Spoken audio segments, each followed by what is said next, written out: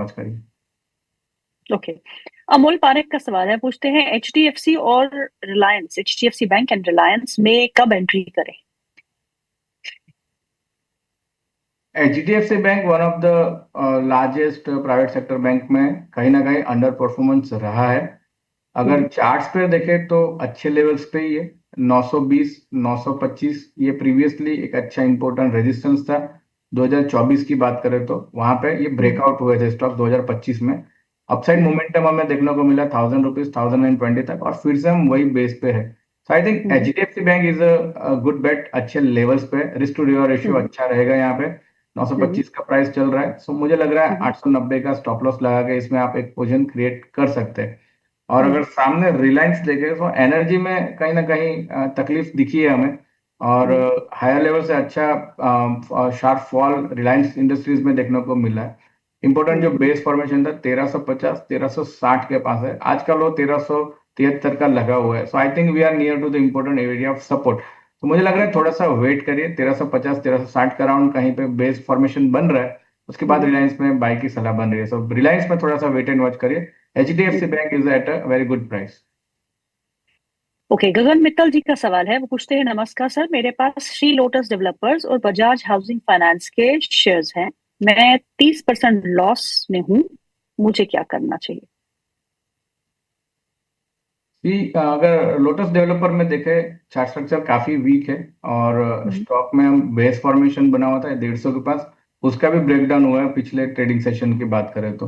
और 140 का प्राइस अभी देखने को मिल रहा है। मुझे लग रहा है इसमें एक बाउंस देखने को मिल सकता है ऊपर में। 150 160 के बीच में अगर कहीं आता है, so I think it's a good time to exit because stock trading below its mid term short term moving average के नीचे ही ट्रेड कर रहा है। So I think bounce back में निकलने की सलाह बन रही है। अदर अपॉर्चुनिटीज आप फाइंड करिए। एंड नेक्स्ट स्टॉक कौन सा बताया आपने? नेक्स्ट स्टॉक जो था उनका था बजाज हाउसिंग फाइनेंस। सी बजाज बजाज हाउसिंग फाइनेंस में भी कहीं ना कहीं अंडर परफॉर्मेंस हमें देखने को मिला है, और स्टॉक में जिस हिसाब से लोअर लेवल से एक मोमेंटम देखने को मिला है, मुझे लग रहा है कि थोड़ा सा वेट एंड वॉच करिए। अभी भी इसमें बने रहे, इसमें नई पोजीशन अभी ऐड करने की सलाह नहीं है। मुझे मुझे लग रहा है कि इसमें वेट एंड वॉच करिए अभी। ओके, अगला सवाल ले लेते हैं। अगला सवाल जो है वो है विजय मकवाना जी का, वो पूछते हैं सुज़लॉन में एवरेजिंग कर सकते हैं क्या? Suzlon has been under performing lately.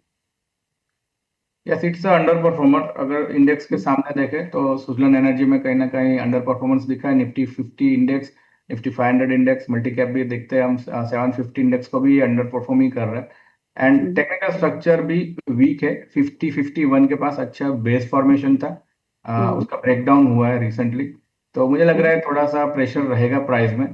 तो अभी इसमें मुझे नहीं लग रहा कि कुछ एवरेज आउट करने जैसा लग रहा है। अगर कोई रिवर्सल दिखाता है नीचे से, वीकली चार्ट्स अगर देखता है या फिर मंथली चार्ट्स पे, वहां पे हम इसमें सोचेंगे एवरेज आउट के लिए। आई थिंक अभी वेट एंड वॉच करिए।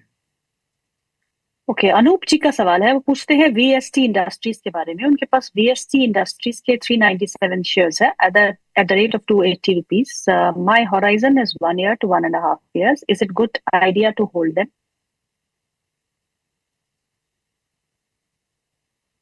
जी, अगर स्टॉक में अगर देखते हैं सो ट्रेंड तो इसका भी निगेटिव ही लग रहा है। एक ओवरऑल लास्ट 1 ईयर से साइडवेज कंसोलिडेशन में था।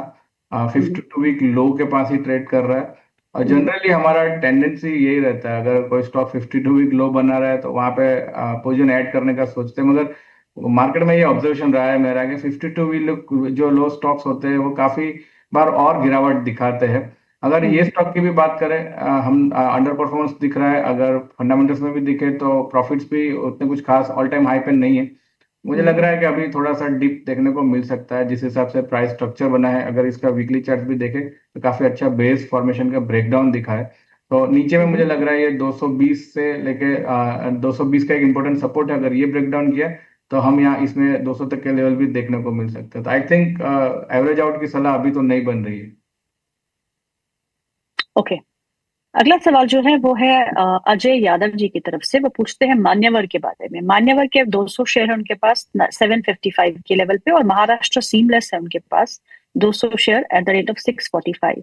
शॉर्ट टर्म में वेट कर लूं या लॉस बुक कर लूं? मान्यवर के शेयर्स में एक हम देख पा रहे हैं काफी एक मोमेंटम देखने को मिल रहा है। और जिस हिसाब से मान्यवर में एक मोमेंटम है, मुझे लग रहा है थोड़ा सा वेट एंड वॉच करना चाहिए स्टॉक के अंदर।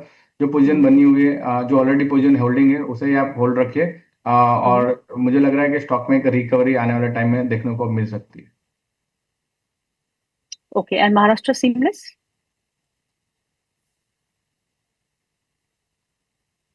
This is one of the stock. एक 52 वीक लो पे ही है स्टॉक, और एक अच्छा नीचे में एक रिवर्सल सिग्नल देखने को मिल रहा है। मुझे लग रहा है इस स्टॉक के अंदर एक एक्सपेक्टेशन है कि बाउंस बैक करेगा ये स्टॉक। और उसका जो 50 डेज मूविंग एवरेज है करीबन 560 के पास प्लेस है, तो 560 550 का एक बाउंस ये दिखा सकता है। तो आई थिंक यहाँ पे आप पोजीशन एवरेज आउट कर सकते हैं। ओके, चलिए अगला सवाल ले लेते हैं। अगला सवाल जो है प्रिंस टी का है। वो पूछते हैं सिगाची इंडस्ट्रीज के बारे में। 100 शेयर्स है 36 रुपीज एंड अशोक लेलैंड उनके पास है 88 के प्राइस पे उन्होंने लिया है। दोनों ही स्टॉक्स पे आपका नजरिया क्या हो? सिगाची में काफी अच्छा ब्रेकडाउन हुआ है। 31 का एक बेस फॉर्मेशन था, ब्रेकडाउन हुआ है स्टॉक में, और 24 रुपए का प्राइस अभी दिखा है। सो टेक्निकली स्ट्रक्चर काफी ओवरसोल्ड टेरिटरी में वीकनेस दिखा रहा है, मगर जिस हिसाब से ओवरसोल्ड टेरिटरी में एक बाउंस दिखा सकता है स्टॉक ऊपर में 27 से 28 के लेवल्स ये आने वाले टाइम में दिखा सकता है।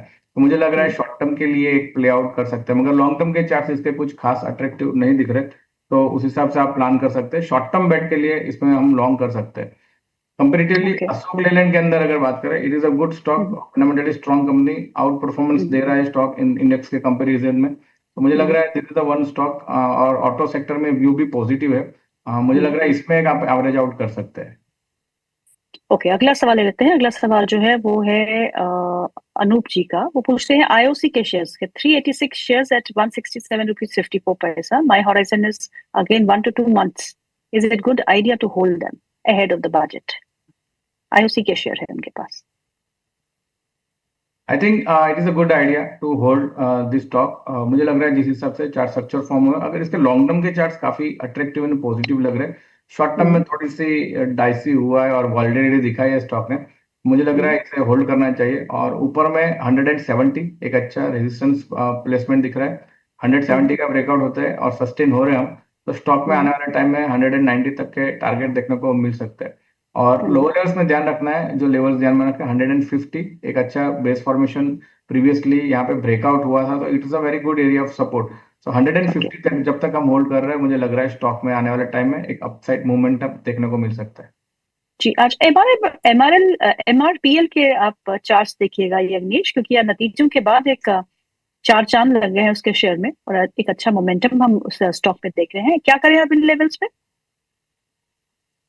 सी एमआरपीएल काफी अच्छा मोमेंटम है। इनफैक्ट हमने ये स्टॉक आगे भी डिस्कस किया हुआ है, और काफी बड़ा अच्छा मोमेंटम उसके बाद ये और दिखा चुका है।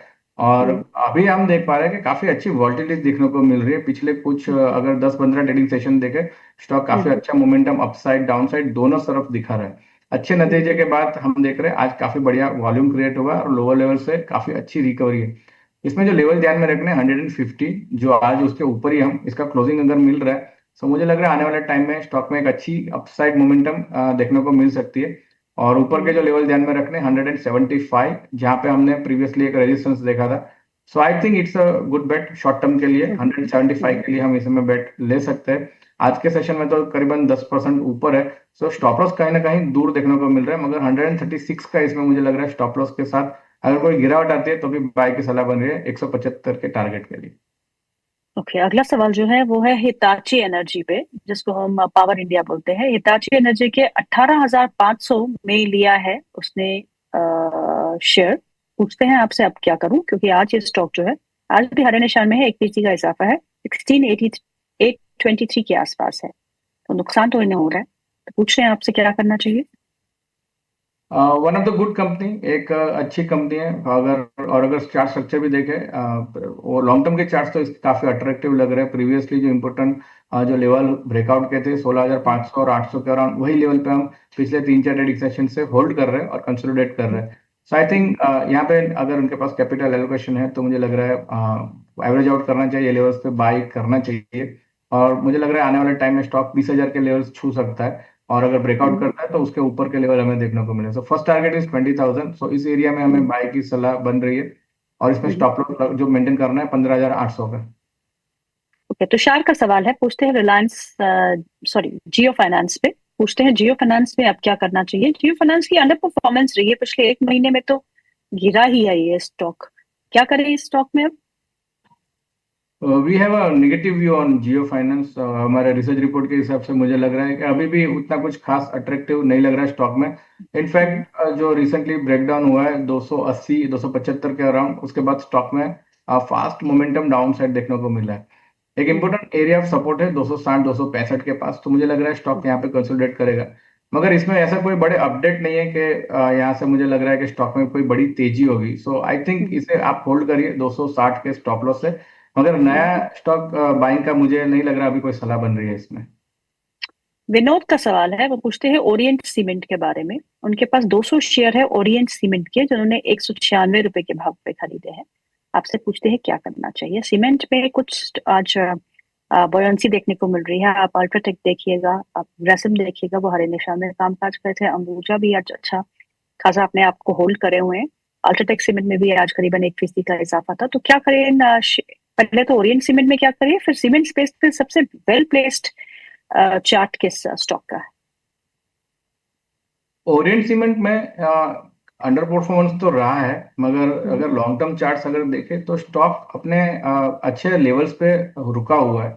और हम्म, नवंबर में लो फॉर्म किया था, और दिसंबर में एक अनदर लो फॉर्म किया, मगर वो हम्म, होल्ड कर रहा है। इनफैक्ट मार्केट में जब हम बड़ा अच्छा डाउनसाइड फॉल देख रहे हैं, सो आई हम्म, थिंक जितना खराब होना था ये इस कंपनी में, मुझे लग रहा है स्टॉक प्राइस में ऑलरेडी हो चुका है। और हम्म, मुझे लग रहा है यहाँ पे आप पोजीशन ऐड कर सकते हो। और शॉर्ट टू मीडियम टर्म में मुझे लग रहा है स्टॉक के अंदर ऊपर में हम 200 तक का प्राइस देखने को मिल सकता है। मगर हम्म, व्यू होना चाहिए 6 से 12 महीने के बीच में। सो इसमें मुझे लग रहा है एक अच्छा अपॉर्चुनिटी हो सकता है पोजीशन हम्म, नया ऐड करने के लिए। तो होल्ड करिए स्टॉक को, और इस लेवल पे आप हो सके तो पोजीशन आप ऐड कर सकते हैं। और सीमेंट में अगर लार्ज कैप स्पेस में से मुझे लग रहा है अल्ट्राटेक हम्म, बढ़िया लग रहा है, जिस हिसाब से चार्ट स्ट्रक्चर फॉर्म हुए, फंडामेंटली भी कंपनी काफी स्ट्रांग है।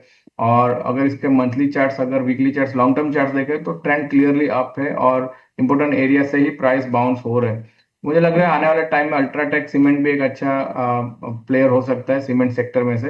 और जो ओके, लेवल्स टारगेट हम कर रहे हैं, मुझे लग रहा है टारगेट के हिसाब से 13,000 13,800 जो फर्स्ट टारगेट इसमें बन रहा है। और इम्पोर्टेंट जो एरिया ऑफ सपोर्ट है 11,800 का बन रहा है। एक आखिरी सवाल है, सायंट पे है। सायंट के उनके पास शेयर है जो उन्होंने 443 के भाव पे लिए हैं। अब क्या करें?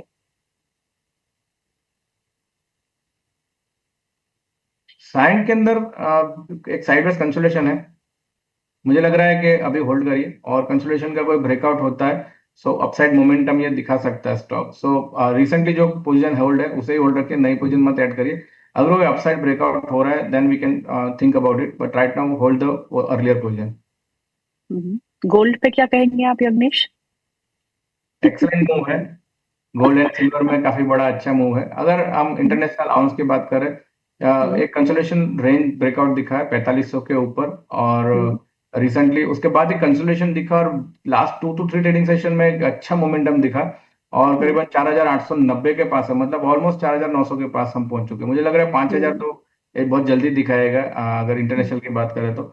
और एमसीएक्स में ऑलरेडी हम 1.5 लाख सोच रहे थे, और सोचते सोचते प्राइस आ भी गया हो है। भी गया। हो तो भी गया। अभी भी पहला टारगेट तो 1.5 लाख का था, वो अभी क्रॉस हो चुका है। मगर जिस हिसाब से लास्ट 2 ट्रेडिंग सेशन में मोमेंटम हुआ है, अभी इस लेवल पे बाय करना थोड़ा सा डर लगता है, क्योंकि रिस्क रिवार्ड नहीं बैठेगा। अगर आप ट्रेडिंग के पर्सपेक्टिव भी देखेंगे तो मुझे लग रहा है कि स्टॉप लॉस हिट होने के चांस ज्यादा बढ़ जाते हैं। सो कोई रिट्रेसमेंट दिखाता है या फिर कोई कंसोलिडेशन रेंज बनाता है, आई थिंक तब तक तो वेट करना ही पड़ेगा इसमें। लेकिन डर तो उस लेवल से ही था जब सोने ने 1 लाख का लेवल क्रॉस किया था, तो